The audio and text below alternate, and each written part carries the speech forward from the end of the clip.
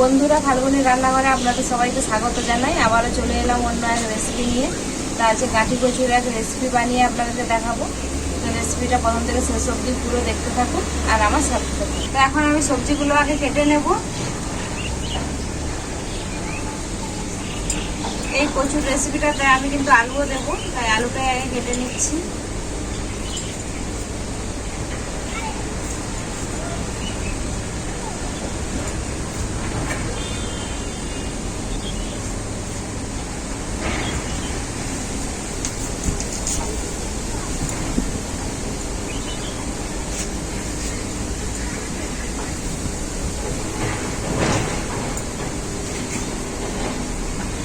আলুগুলোকে এইভাবে আমি ডুমো ডুমো করে কেটে নিয়েছি।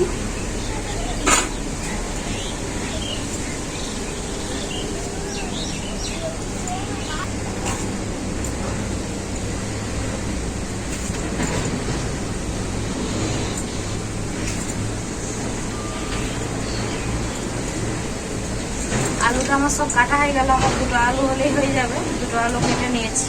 এরপর আমি কচুটা কেটে নেব।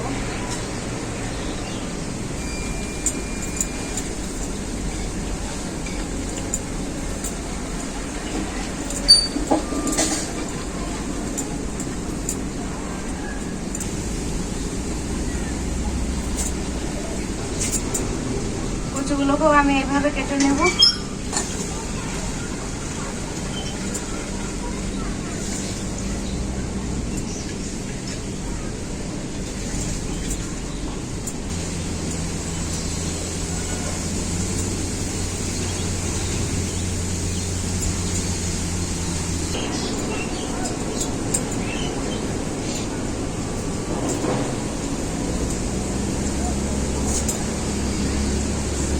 কচুগুলো আমার সব কাটা হয়ে গেল। কচুগুলো সব আমি এইভাবে কেটে নিয়েছি। এখন কচুগুলো আমি পরিষ্কার করে ধুয়ে নিয়ে চলে আসবো। সব কিছু পরিষ্কার করে ধুয়ে নিয়ে চলে এসেছি। আর উনুনে কড়াইটাও বসিয়ে দিয়েছি। এগুলো স্পেশাল একটা মশলা বানাবো। তো মশলাগুলো ভেজে নেব। কী কী মশলা নিয়েছি আপনাদেরকে বলে দিচ্ছি। তেজপাতা, শুকনো লঙ্কা, গোটা জিরে, গোটা ধনে, গোটা গোলমরিচ আর নিয়েছি রাঁধুনি। এগুলোকে একসাথে শুকনো কড়াই ভেজে নেব।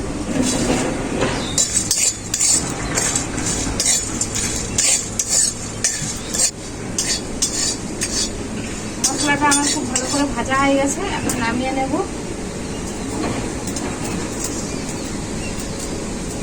আমি ভাজা মশলাটা বেটে নেব। আর ওখানে পূজা মাছের মাথাগুলো ভেজে নেবে। প্রচুর এই রেসিপিটাতে মাছের মাথাও লাগবে। পূজা ওইদিকে মাছের মাথাটা ভাজু আর আমি এখানে মশলাটা বেটে নিচ্ছি।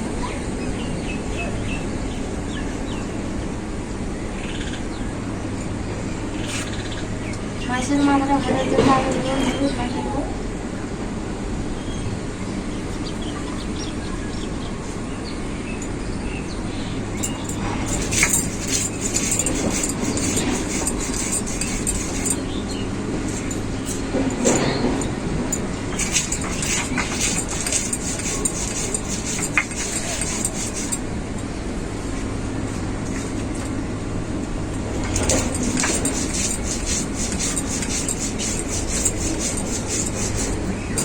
একটু কাজ পড়ে গেছে, তাই বাড়ি গেল।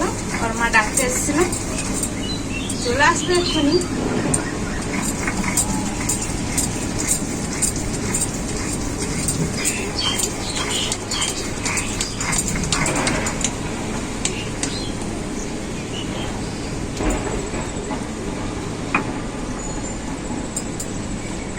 মশলাটা আমার খুব ভালো করে বাটা হয়ে গেল।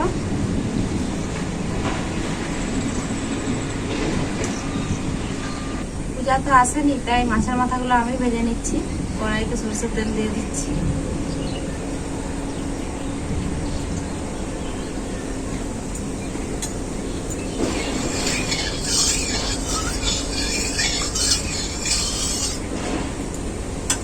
তেলটা খুব ভালোভাবে গরম হয়ে গেছে। মাছের মাথাগুলো দিয়ে দেবো।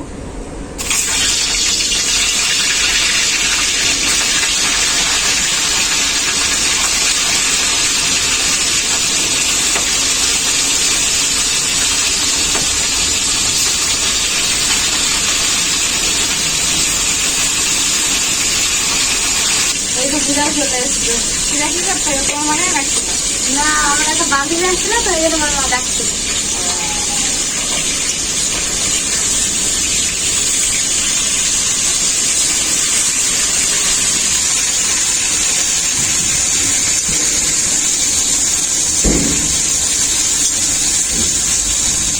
আজকে বেলা দেখতে যাবে নাকি? হ্যাঁ।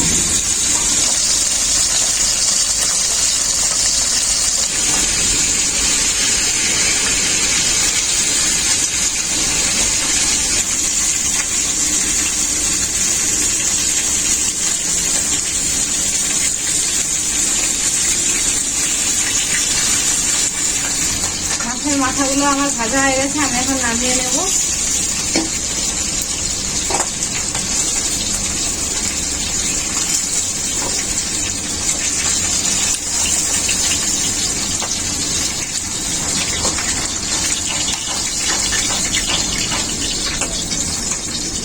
ওই মাছের মাথা ভাজা তেলটাই আর একটু তেল দিয়ে দেব।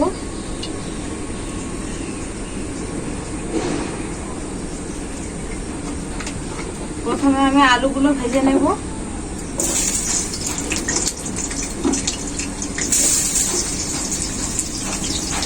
লবণ, হলুদ গুঁড়ো,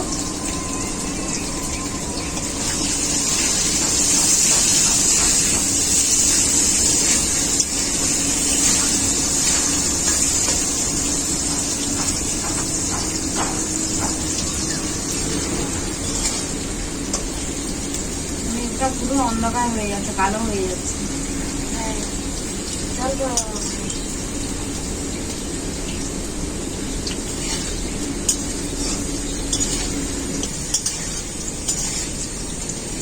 আলুটা আমার খুব ভালো করে ভাজা হয়ে গেছে, একদম লাল লাল করে। এখন আমি নামিয়ে নেব।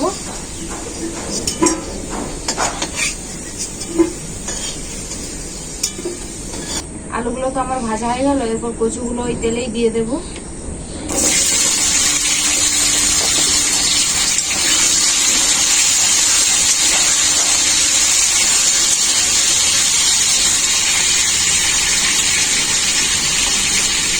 লবণ,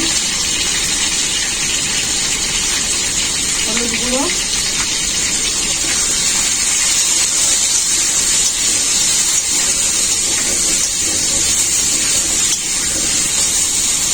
কচুগুলোকে একটু ভালো করে ভেজে নেব। বন্ধুরা, মেঘ একদম কালো হয়ে গেছে, কতটা কি দেখতে পাবেন জানি না, তবুও কষ্ট করে একটু ভিডিওটা দেখবেন।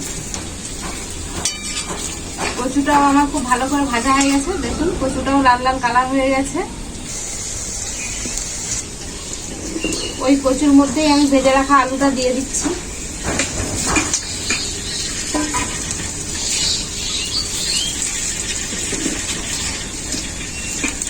ঝোল বানানোর জন্য পরিমাণ মতো জল দিয়ে দিচ্ছি।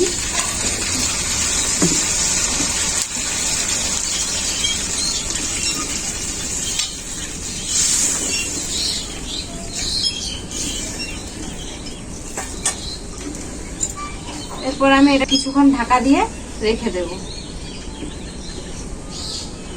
কিছুক্ষণ হয়ে গেছে, এখন আমি ঢাকাটা খুলে দেখে নেব।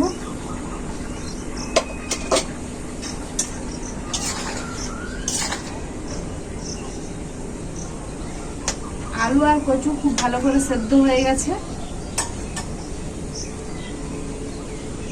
ভাজা যে মশলাটা বেটে রেখেছিলাম, সেই মশলাটা এখন আমি দিয়ে দেবো।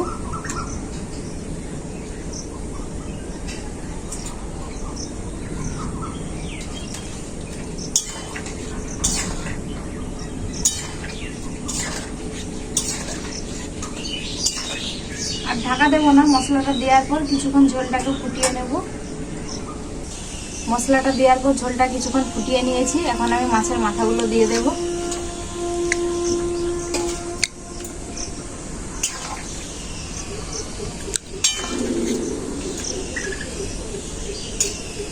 আবারও কিছুক্ষণ ঝোলটাকে ফুটিয়ে নেব।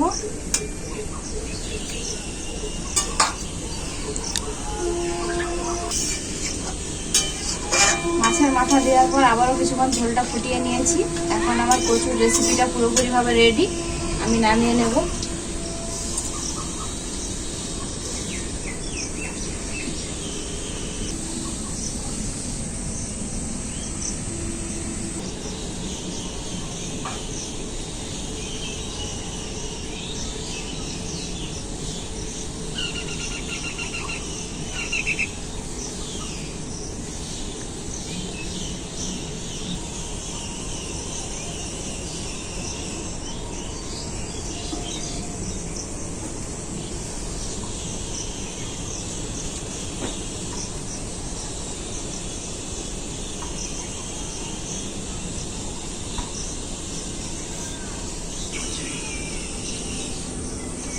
কাকি সেরকম কোনো মশলাই দেয়নি তো, কিন্তু রান্নাটা তাও খুব ভালো হয়েছে।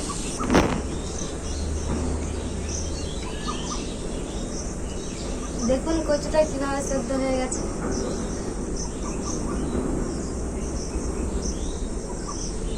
এরকম নিত্য নতুন রান্না খেতে চাইলে ফাল্গুনের রান্নাঘরে চলে আসবেন।